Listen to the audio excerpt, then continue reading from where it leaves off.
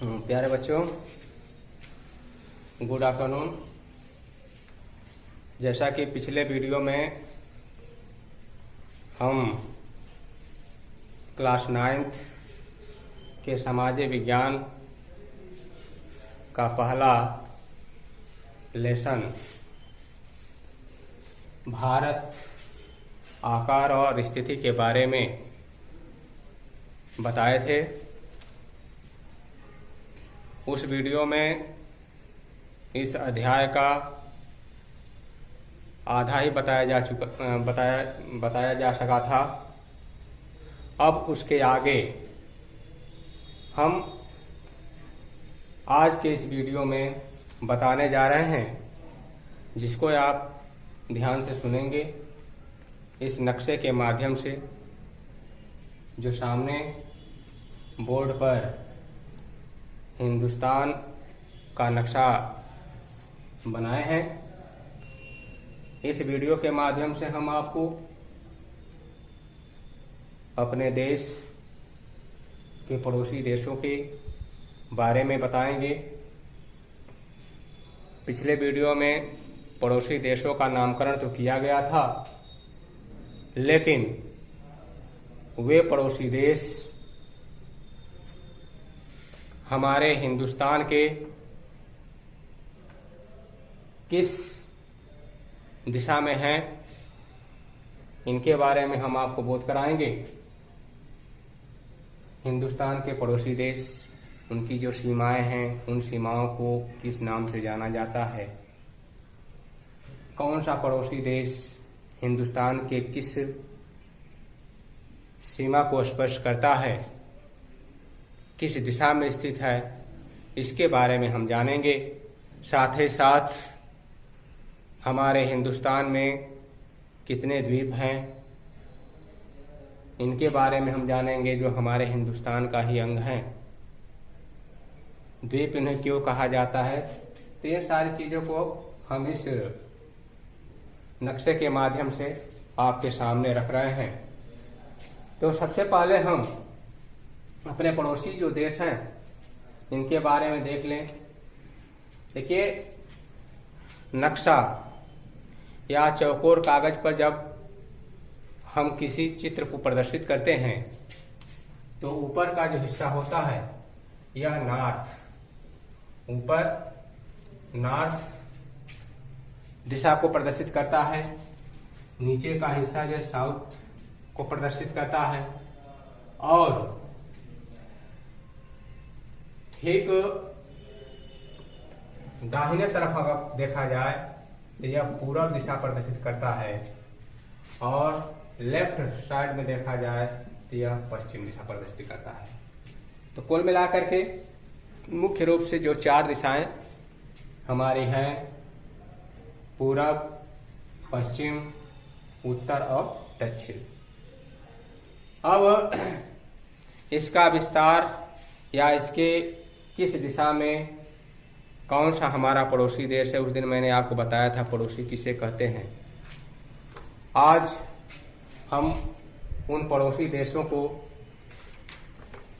आपके सामने इस चित्र के माध्यम से अवगत करा रहे हैं। पड़ोसी देश में देखा जाए, ये चीन जो हमारे देश के उत्तर में है, क्योंकि मैंने आपको पहले दिखाया है कि चौकोर कागज पर ऊपर का हिस्सा उत्तर दिशा प्रदर्शित करता है, नीचे दक्षिण और दाहिने तरफ पूरब और बाएं तरफ पश्चिम। तो हमारे हिंदुस्तान के ठीक उत्तर, चूंकि ऊपर है, तो यह चीन हमारे हिंदुस्तान से उत्तर है। नेपाल की बात कही जाए, नेपाल भी हिंदुस्तान से उत्तर है। भूटान भी है। पूरब की बात कही जाए तो पूर्व में म्यांमार, जिसे हम बर्मा के नाम से भी जानते हैं, बर्मा देश के नाम से भी जानते हैं, यह हमारे हिंदुस्तान के पूर्व में है, क्योंकि मैंने आपको दिखाया कि ईस्ट है, हिंदुस्तान के पूर्व में है। तो यह हमारा पूर्वी पड़ोसी देश है। बांग्लादेश भी पूरब में है, पूरे पड़ोसी देश है। पश्चिम में देखा जाए तो अफगानिस्तान और पाकिस्तान दो ऐसे देश हैं जो हमारे हिंदुस्तान के पश्चिमी सीमा को स्पर्श करते हैं। तो पश्चिम, चूंकि अफगानिस्तान का जो हिस्सा है यह ऊपर पश्चिमोत्तर कर सकते हैं, यहां पर यह टच करता है अफगानिस्तान का सीमा, तो इसको पश्चिमोत्तर कर सकते हैं। पश्चिम में तो है लेकिन पश्चिमोत्तर वाला जो हिस्सा है वह हमारे हिंदुस्तान की सीमा को स्पर्श करता है। पाकिस्तान पूर्ण रूप से कह सकते हैं कि हमारे हिंदुस्तान के पश्चिम में है। तो इस तरह हमारे पड़ोसी देश हैं जो हमारे देश, और नीचे अगर चला जाए देखा जाए तो दक्षिण दिशा में, दक्षिण बिल्कुल दक्षिण कह सकते हैं, दक्षिण में हमारा पड़ोसी देश है वह है श्रीलंका।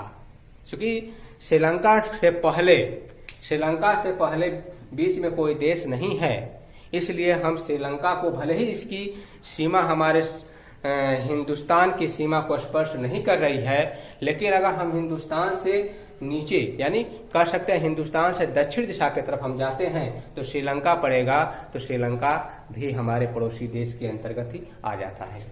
तो अब आ जाइए, ये तो रहा हमारे पड़ोसी देश कौन कहां पर है। पिछले वीडियो में मैंने आपको बताया था कि बांग्लादेश की सीमा से कौन कौन से हिंदुस्तान के राज्य की सीमाएं स्पर्श करती हैं, नेपाल की सीमा से कौन कौन से हिंदुस्तान के राज्य की सीमाएं स्पर्श करती हैं। इस तरह से सभी पड़ोसी देशों की सीमाओं को स्पर्श करने वाले राज्यों के नाम को हमने आप के सामने प्रदर्शित किया, दिखाया भी था, लिखा भी था। अब आगे इसको, ये देश कहां पर है, इनका जो पोजीशन आपके सामने दिखा दिया गया, स्थिति दिखा दिया गया। अब आ जाइए, ये जो हम डॉटेड जो लाइन खींचे हुए हैं, ये डॉटेड जो लाइन खींची गई है, यह है कर्क रेखा, इसे कहा जाता है कर्क रेखा। कर्क रेखा यह एक काल्पनिक रेखा है। इसको अगर देखा जाए एंगल की दृष्टि से तो यह 23.5 अंश अक्षांश की रेखा है। 23.5 अंश अक्षांश की रेखा इसे कहा जाता है। यह ग्लोब पर हम देखेंगे तो यह काल्पनिक रेखा है, इसका जो है कि वास्तविकता से कोई लेन देन नहीं है, वास्तविक रेखा नहीं बल्कि एक काल्पनिक रेखा है। तो कर्क रेखा जो हमारे हिंदुस्तान को बीचों बीच भाग से बांटती है, बीच भाग से बांटने का कार्य, यानी हिंदुस्तान के दो हिस्से यह कर्क रेखा करती है। इस कर्क रेखा के ऊपर का जो हिस्सा है, अर्थात कह सकते हैं कि इसके उत्तर का जो हिस्सा है उसे हम उत्तरी भारत के नाम से जानते हैं, और कर्क रेखा से जो नीचे का जो हिस्सा है इसका, उसे हम दक्षिणी भारत के अंतर्गत, यानी कि दक्षिण भारत के रूप में, यानी दो भाग बट गया, उत्तरी भारत और दक्षिण भारत। तो इस तरह से प्रश्न में आ जाता है कि हमारे हिंदुस्तान को कौन सी अक्षांशीय रेखा बीचों बीच भाग से बांटने का कार्य करती है, तो यह है कर्क रेखा। अब आ जाइए, हम यहां इधर देखते हैं खाड़ी के बारे में। खाड़ी क्या है, तो इधर पूरब में अगर हम देखते हैं तो यहां है बंगाल की खाड़ी। बंगाल की खाड़ी इधर आ जाए तो जैसे ये अरब सागर है,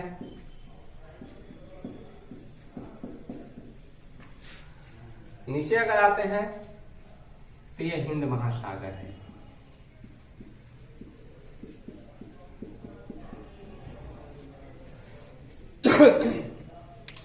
अब देखिए बंगाल की खाड़ी है, इधर आ जाते हैं तो यहां पर जो ये हिस्सा है ये कच्छ की खाड़ी के नाम से जाना जाता है।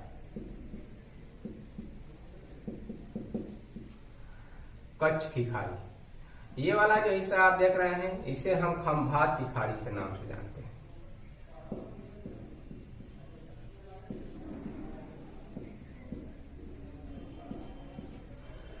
ये खाड़ियां हैं। आ जाएगा आपको कि खाड़ी किसे कहते हैं, खाड़ी क्या है, खाड़ी किसे कहते हैं।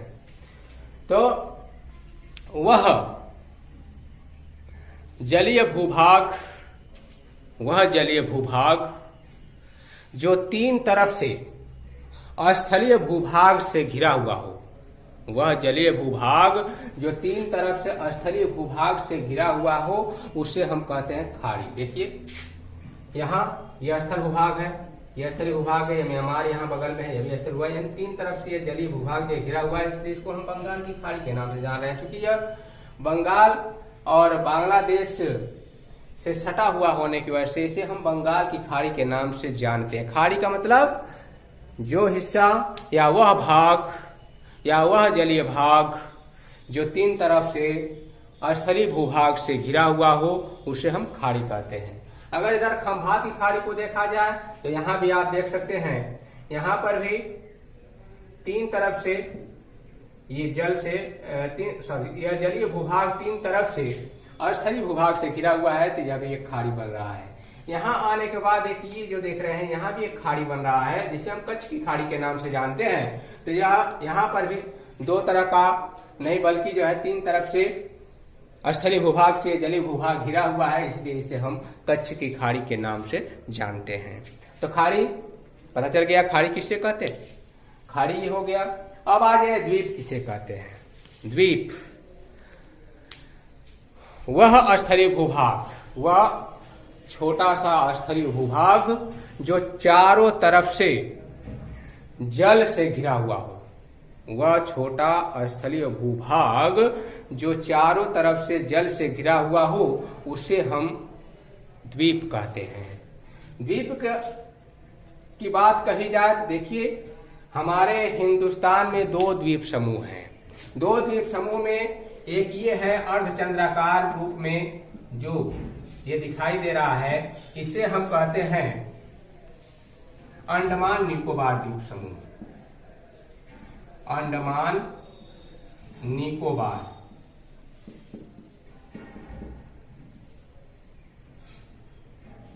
द्वीप समूह।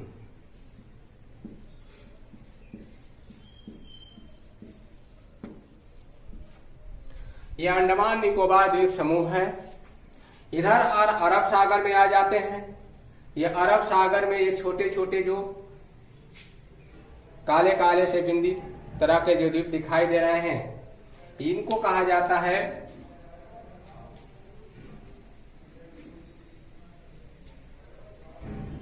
लक्षद्वीप समूह।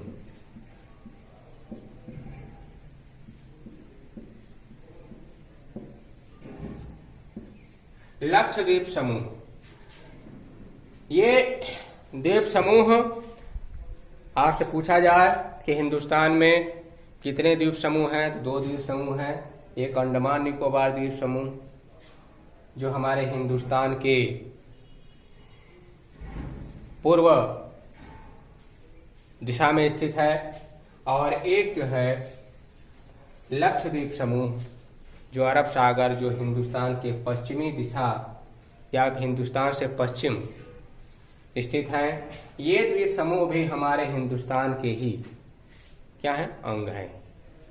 तो अब इनकी संख्या देखी जाए कि इनकी संख्या कितनी है। तो अंडमान निकोबार द्वीप समूह में एक दो नहीं बल्कि 204,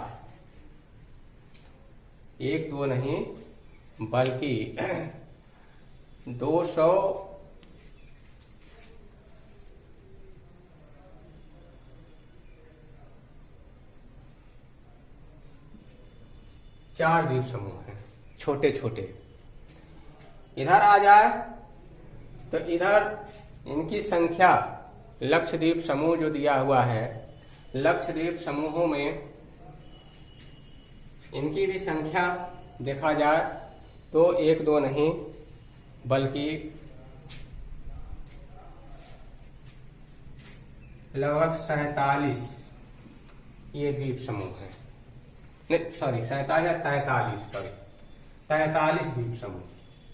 43 द्वीप समूह यहाँ है, 204 यहाँ है। दोनों को अगर मिलाकर देखा जाए तो कुल मिलाकर के लगभग 247 द्वीप समूह हैं। यह द्वीपों की संख्या 247 द्वीप हैं, द्वीप समूह नहीं द्वीप हैं।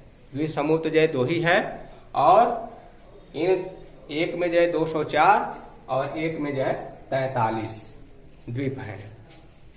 13 है द्वीप जो हमारे हिंदुस्तान के ही अंग हैं।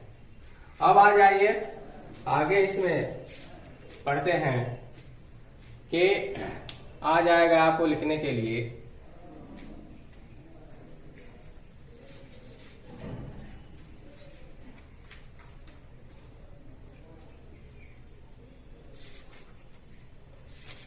आगे है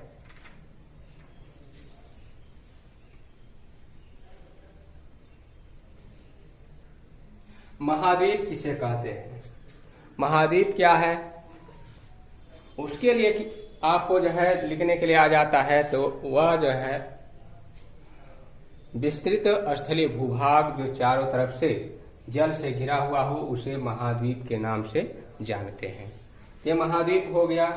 उसके बाद आपसे पूछा जाए कि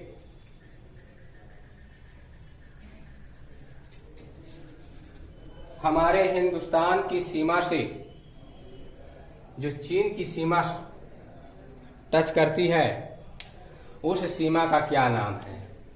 चीन की सीमा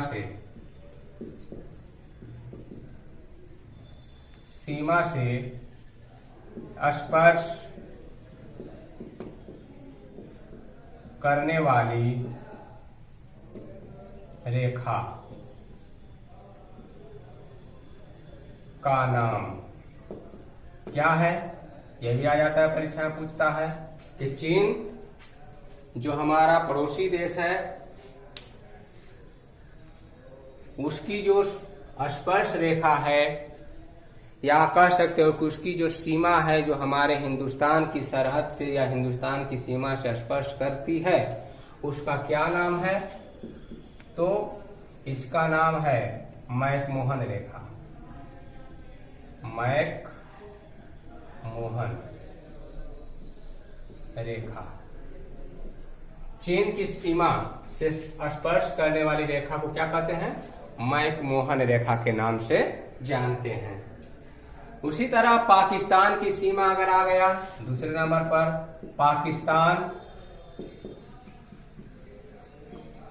पाकिस्तान की सीमा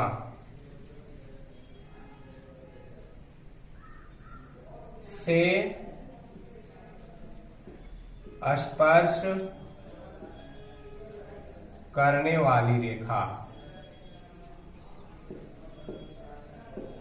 का नाम। तो पाकिस्तान की सीमा से स्पर्श करने वाली जो रेखा है, इसका नाम है रेड क्लिफ। रेड क्लिफ रेखा के नाम से जानते हैं। रेड क्लिफ रेखा के नाम से जानते हैं। कौन सी, यानी पाकिस्तान की जो सीमा है और वह हमारे हिंदुस्तान से स्पर्श करती है, जिसे ये हिस्सा है, इस सीमा को हम कहते हैं रेड क्लिफ रेखा। रेड क्लिफ के नाम से हम जानते हैं। उसी तरह अफगानिस्तान की सीमा जो जम्मू कश्मीर को स्पर्श करती है, ये जम्मू कश्मीर का कुछ हिस्सा जो है स्पर्श करती है अफगानिस्तान की सीमा। तो आ जाएगा आपको लिखने के लिए कि अफगानिस्तान की सीमा जो हिंदुस्तान से स्पर्श करती है, उसका क्या नाम है। अफगानिस्तान की सीमा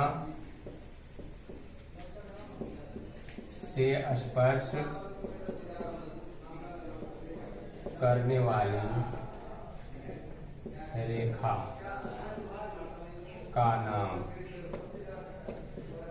इसे कहते हैं डुरंड रेखा।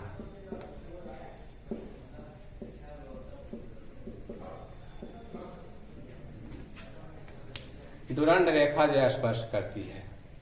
तो इस तरह आपके क्लास 9th के सामाजिक विज्ञान का जो दूसरा यूनिट, या कह सकते हो कि भूगोल में पहला जो लेसन था, भारत आकार और स्थिति, आज यह समाप्त हुआ। इनसे संबंधित जो प्रश्न आएंगे आपको लिखने के लिए, तो आप इनको समझे रहेंगे तो आसानी से उसको सॉल्व कर सकते हैं। आज के दिन बस इतना ही। Thank you.